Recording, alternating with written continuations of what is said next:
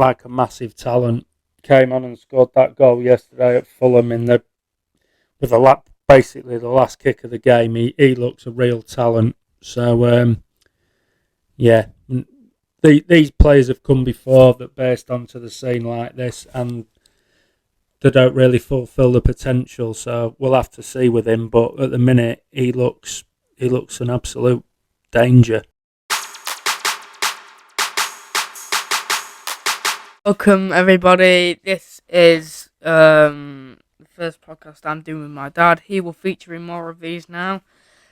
So we are going through a recap of what happened over the Premier League weekend. So what's your thoughts on the weekend?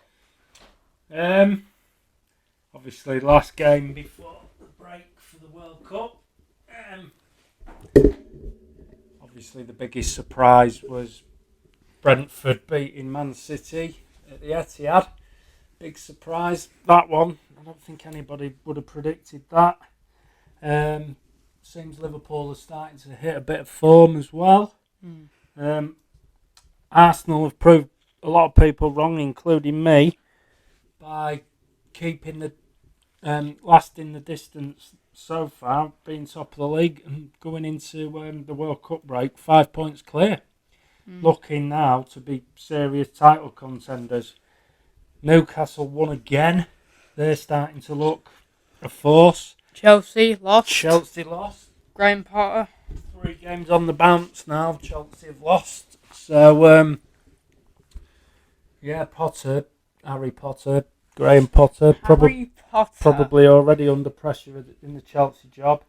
Another manager who might be under I don't think they should have sacked Tuchel. No, neither do I. I thought it was a silly decision. It was made in haste, and I think they're coming to starting to probably regret that decision. I don't think they should have made the decision they made, because if they just stuck with Thomas Tuchel, they might have a bit of chemistry in the team, like it was sort of the start that Jurgen Klopp had with Liverpool. If you think about it, Thomas Tuchel did win the Champions League with Chelsea, so yeah, he won the Champions League with Chelsea. So I don't know how he's been sacked. Frank Lampard had the same kind of start to the season that Thomas Tuchel did earlier in the 2019-20 Premier League season. And it's just not worked out for Chelsea. They've had 3 managers now in the last sort of 2 or 3 years. It's crazy. It is. I think there's a lot to be said for managers who are given time and have a bit of stability at the club. And I think it pays off. I think clubs these days are too quick to sack the managers. And I think another one that could be under pressure now is Frank Lampard. Everton really struggling again. This seems to be every season for Everton. So I think Lampard might be under some pressure.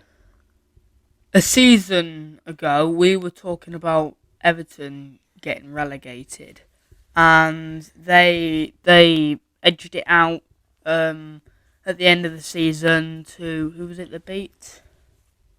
Richarlison scored, I think. But they stayed up. But now it may be time for Everton to go down maybe this season.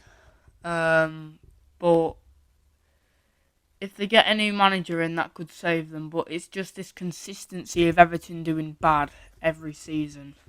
I mean, one season, I think it was the season after Liverpool won the league, that was the 2020-2021 season.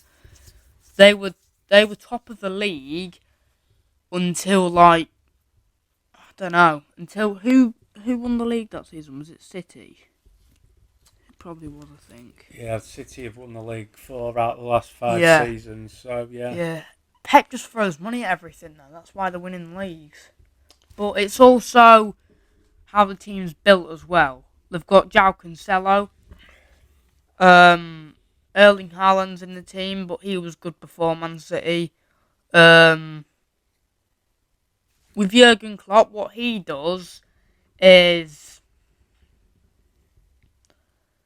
he buys players and then just turns them into absolute beasts. See, with Andrew That's Robertson, he was at Hull a few years ago, and when Liverpool signed him, we thought, oh, he's going to be crap. He's not going to be great. He's going to be rubbish. But he's turned into a really good, stable defender for Liverpool. Can I just say that Andy Robertson now has got the assist record for any defender in Premier League history. £8 million from Hull, who had been relegated the season that we signed him. And I'll be the first to admit that when Liverpool did that, I was a bit like, is this where Liverpool are at? Signing players from Hull City for £8 million.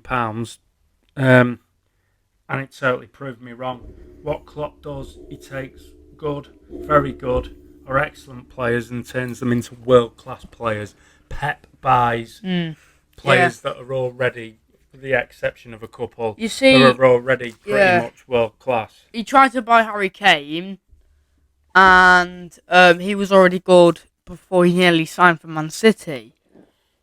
With Haaland as well, he just threw money at Haaland because Haaland came to Man City. He just scores goals, but that's what his job is.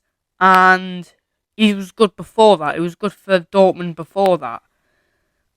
If you think about what Jurgen Klopp's done in the few years he's been at Liverpool, he signed Virgil van Dijk, who's an absolute beast at defending. Joe Gomez hasn't had a great season so far, but he's still a good defender.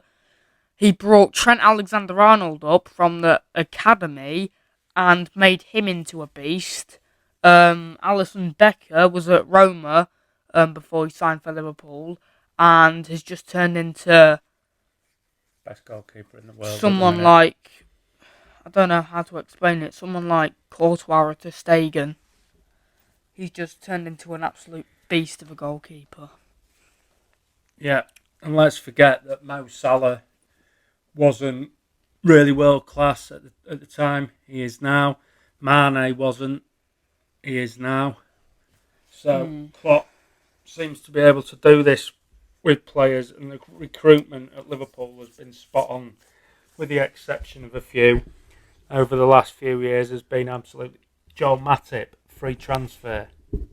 James Milner, free transfer. Luckily, amazing signings. Liverpool are getting rid of FSG now, so maybe we can start to improve a bit. Maybe I think you've got to be careful what you wish for that though, because I know the split opinion down the middle of the fan base, FSG, Super League, but there's definitely worse owners out there, and maybe they don't invest in the playing side of it, the playing squad enough.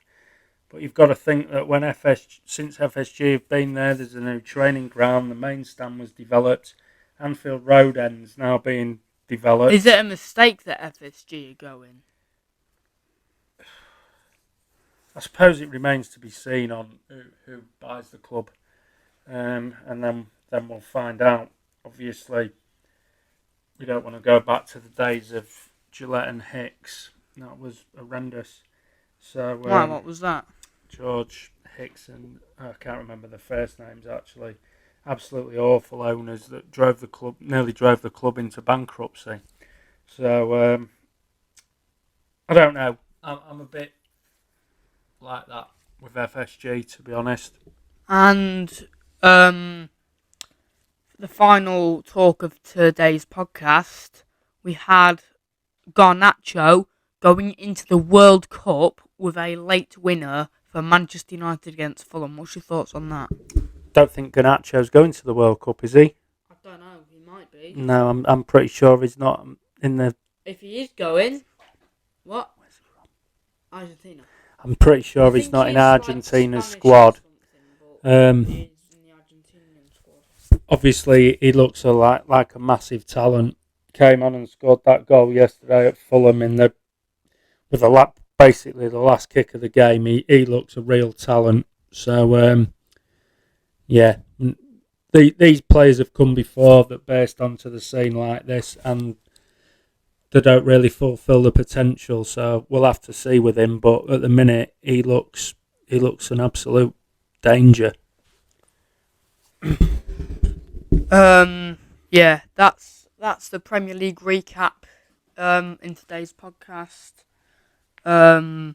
We will be back probably Thursday maybe or something with another podcast. World Cup is coming very, very soon. Not really excited for it, but I'm still supporting the boys, still supporting England. So yeah, see you in a few days' time. Thanks for having me on, Ev. It's been great. Yeah. Right, see you later. New co-host, by the way. Peace and love. Don't do that. See you later.